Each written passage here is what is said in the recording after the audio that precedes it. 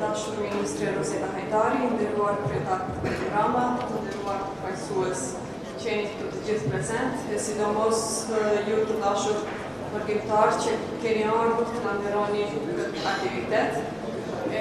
Sidomos një falënderim jashtëzakonisht i madh për përfaqësuesit e bizneset të luginës që kontribuojnë në Kosovë e që na vajnë gjallë luginën atje.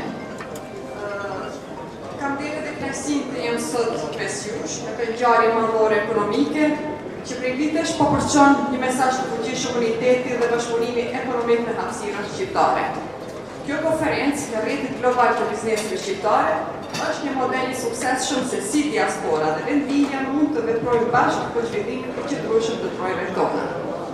Pjesëmarrja e komunës së Preshevës në këtë konferencë vjen si vazhdimësi për kushtimin tonë për zhvillimin ekonomik për të ofruar kushte të paborxshme për investime.